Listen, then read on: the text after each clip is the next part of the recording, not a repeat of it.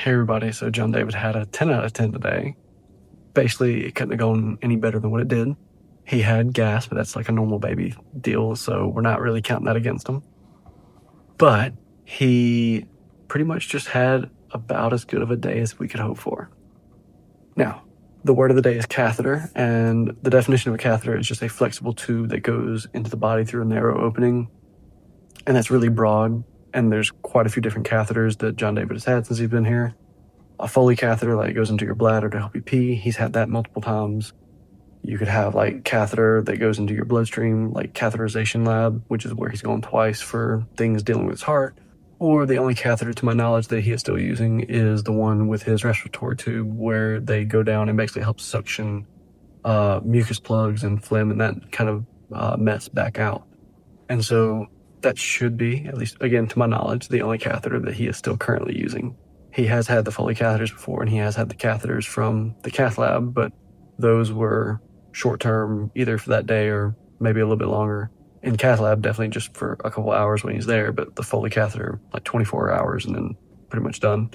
So that's the word of the day, catheter. Again, just any flexible tube that goes into your body, and plenty of us probably already knew that, because most of us, when we hear the word catheter, we think of the Foley catheter, the one that goes in to help you pee. But Jon David had a great day. He weaned his vent today, just a little bit, but he is weaning nonetheless, and he's taking steps forward. He's already on really low support, so 14/6. But again, they are, with his pressure support, there's an additional setting on it that was also 8. And they've lowered it down to 6. And so he has made some weans over the last 2 days, specifically on that. Yesterday was 7, today is 6. So he's been able to come down a little bit on his vent settings, and he's enjoyed them. His gases have looked really good, meaning that he's really getting really good air exchange in his lungs, and then also that his circulation is doing really well. And so because of all that, we were able to do holds again today, and he enjoyed the snuggles, as I did too. I can't act like I didn't.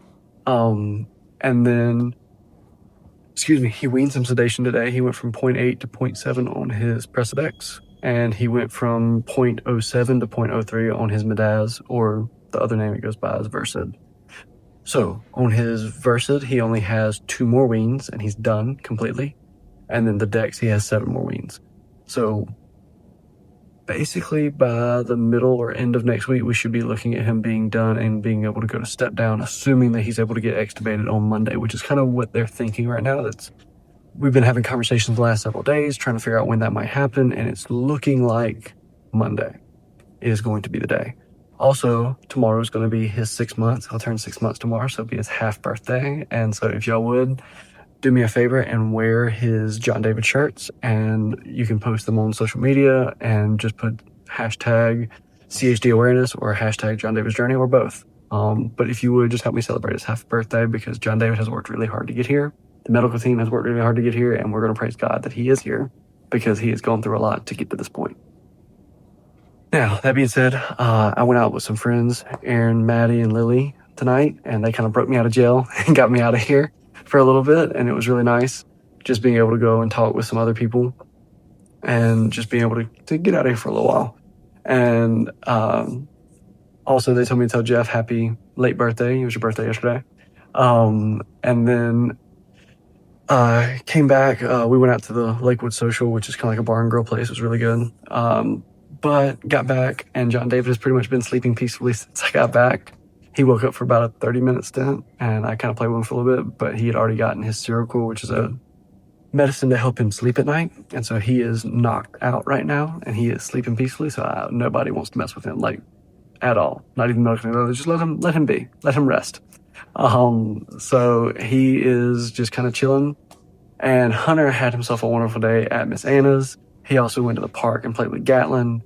And then, of course, he has to do something with fishing every day. And so he was all about playing with some fish bait that he had gotten. They're artificial baits, and it's like these little fish that are about yay big. And they apparently need a screw lock hook in order to fish with it. And so he got himself saying that, and he was promised that he could watch that going to bed. And this part is one of the things where it kind of hits home sometimes, when he got on YouTube to watch a screw lock hook being put in, and he saw a short of Jon David and said, "Oh, look, there's Jon David for real." And he's seen him interact. And that's the only way that he has seen him interact since the first week of June.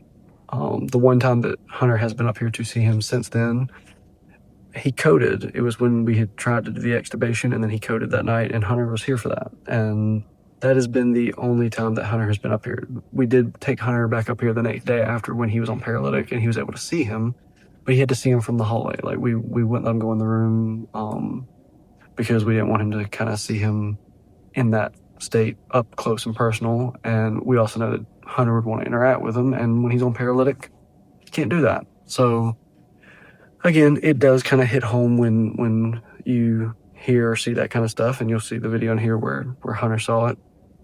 But we are very thankful that Jon David has progressed, and hopefully Hunter will be able to see him this weekend. That's going to be the plan anyways, to be able to see him and interact with him before he gets extubated.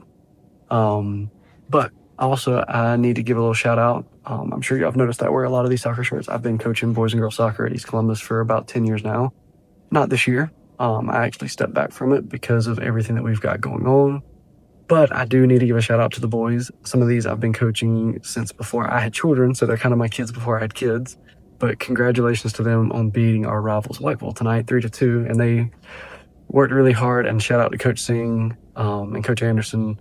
Coach Singh's been coaching me for several years and has stepped up and has kind of taken it over with Coach Anderson. And again, just I wanted to say that I am really proud of them. I had several of the boys reach out tonight, and we're so excited that they beat Whiteville and wanted me to know about it. And they actually sent me a video where they were all excited about beating Whiteville. So I just had to kind of share that.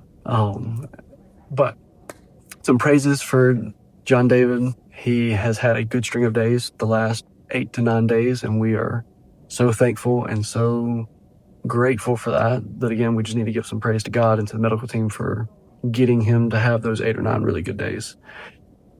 And then we need to be given a lot of praise for his peeing and pooping. Again, I know that seems like a normal thing. That's what normal people do.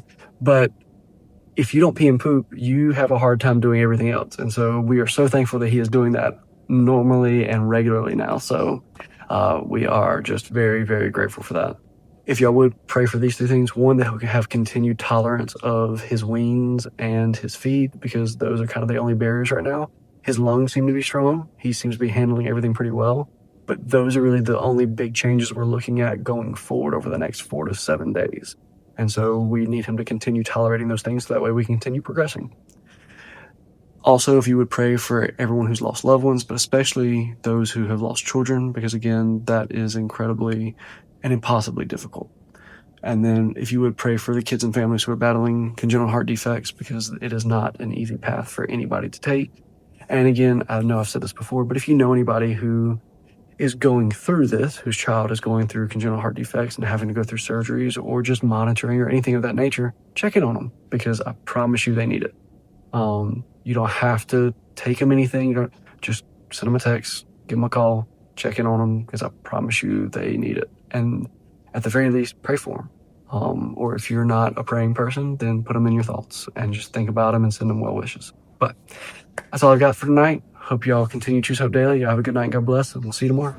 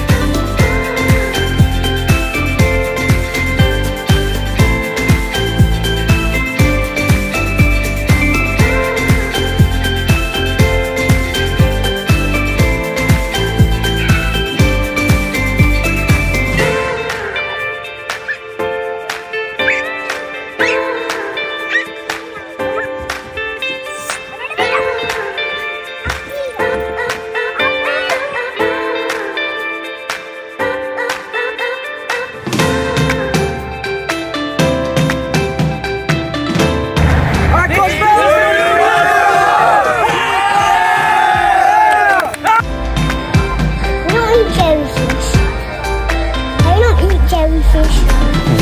Jon David, have a great bye-bye.